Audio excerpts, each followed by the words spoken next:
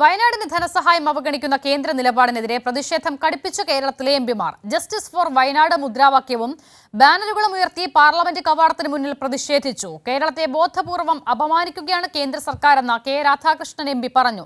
ദുരിതകാലത്തെയും രക്ഷാപ്രവർത്തനത്തെയും കേന്ദ്രം കച്ചവടമാക്കി മാറ്റുകയാണെന്ന് doctor John Brittas MP തുറന്നടിച്ചു. കേരളത്തിൽ നിന്നുള്ള എംപിമാർ സംയുക്തമായാണ് ഇന്ന് പ്രതിഷേധം വയനാട് വിഷയത്തിൽ പാർലമെന്റിന് മുന്നിൽ ഉന്നയിച്ചത്. സിബി ജോസഫ് വിവരങ്ങൾ നൽകും.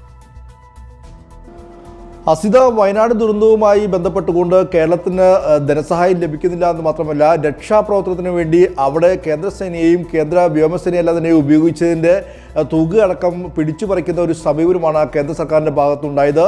ഇത് തുടർന്നാണ് ഇന്നിപ്പോൾ പാർലമെന്റിന് പുറത്ത് കേരളത്തിലെ എല്ലാ എംപിമാരും, ഇടത് വലത് എംപിമാർ അവിടെ വലിയൊരു പ്രതിഷേധം തീർത്തത്. കഴിഞ്ഞ ദിവസം എല്ലാ നിലയും ലോക്സഭയിലും രാജ്യസഭയിലും ഈ വിഷയം ഉന്നയിച്ചെങ്കിലും ഇത് അവതരിപ്പിക്കാൻ അനുമതി ലഭിച്ചിരുന്നില്ല. പിന്നീട് കേരളത്തിലെ എംപിമാർ കേന്ദ്ര ആഭ്യന്തരമന്ത്രി അമിത്ഷായെ നേരിട്ട് കണ്ടുകൊണ്ട് നിവേദനമടക്കം സമർപ്പിച്ചെങ്കിലും കേരളത്തിന് ധനസഹായം ലഭിക്കില്ല എന്നുള്ളൊരു മറുപടിയാണ് ഇത്തരത്തിൽ നൽകിയത്. ഇത് തുടർന്നാണ് ഇന്നിപ്പോൾ രാവിലെ പാർലമെന്റിന് പുറത്ത് ഇടത് വലത് എംപിമാർ എല്ലാം തന്നെയും മുദ്രാവാക്യം വിളിച്ചുകൊണ്ട് ജസ്റ്റിസ് ഫോർ വയനാട് എന്ന മുദ്രാവാക്യവും ബാനറും ഉയർത്തിക്കൊണ്ട് വലിയ പ്രതിഷേധം തീർത്തത്.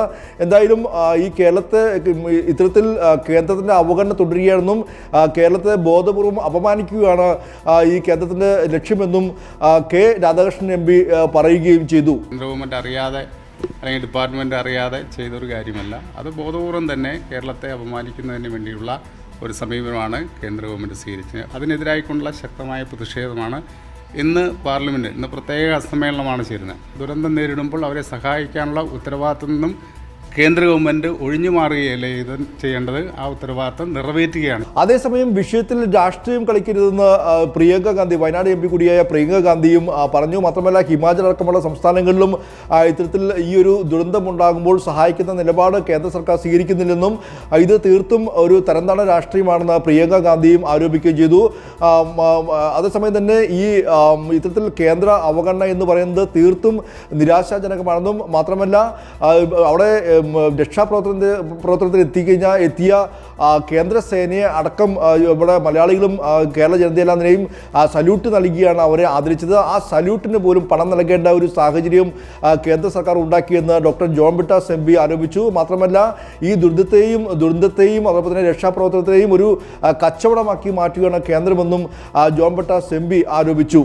വ്യോമസേനയുടെ സേനാംഗങ്ങളെ ചേർത്ത് പിടിച്ചുകൊണ്ട് അവർക്ക് നൽകിയ സ്നേഹ വായ്പ നമ്മളെല്ലാം ശ്രദ്ധിച്ചുള്ളതാണ്.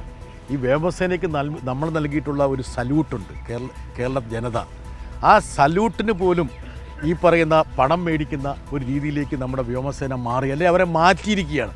അതായത് ഒരു കണക്കിന് ഇതിനെ ഒരു കച്ചവടമാക്കി മാറ്റിയിരിക്കുകയാണ് കേന്ദ്ര സർക്കാർ. എനിക്ക് തോന്നുന്നില്ല ഈ പണ്ട് ബ്രിട്ടീഷുകാർ ഇന്ത്യ ഭരിച്ചപ്പോൾ കോളനിയായിരുന്ന ഇന്ത്യയോട് ഇതുപോലൊരു സമീപനം സ്വീകരിച്ചിട്ടുണ്ടോ എന്നുള്ളത്. മറ്റ് സംസ്ഥാനങ്ങൾക്ക് പണം വാരിക്കോരി കൊടുക്കുമ്പോൾ കേരളം നന്നാവരുതെന്നുള്ള ഒരു തീരുമാനത്തിലാണ് കേന്ദ്രമെന്ന് വി ശിവദാസൻ എം പിയും ആരോപിച്ചു. അതോടൊപ്പം തന്നെ കേരളത്തിൽ നിന്നുള്ള പ്രത്യേക പ്രതിനിധി കെ വി തോമസും അതോടൊപ്പം തന്നെ മന്ത്രി എം പി രാജേഷ് അടക്കമുള്ള നിരവധി പേരാണ് ഈ വിഷയവുമായി ബന്ധപ്പെട്ടുകൊണ്ട് ഇന്ന് നിരവധി പ്രസ്താവന നടത്തിയത്. എന്തായാലും വരും ദിവസങ്ങളിലും പാർലമെന്റിന് അകത്തും പുറത്തും ഈ വയനാട് വിഷയം ഉയർത്തിക്കൊണ്ട് വലിയ പ്രതിഷേധം തീർക്കാനും പ്രതിഷേധം കടുപ്പിക്കാനുമാണ് കേരളത്തിലെ എം പിമാരുടെ ഒരു തീരുമാനം. ശരി, സിബി ജോസഫാണ് വിവരങ്ങൾ നൽകിയത്. കേരളത്തിലെ എംപിമാർ സംയുക്തമായി ഈ വിഷയത്തിൽ കേന്ദ്രത്തിനെതിരെ പ്രതിഷേധിക്കുന്നു എന്നുള്ളതാണ് ഏറ്റവും പ്രധാനം.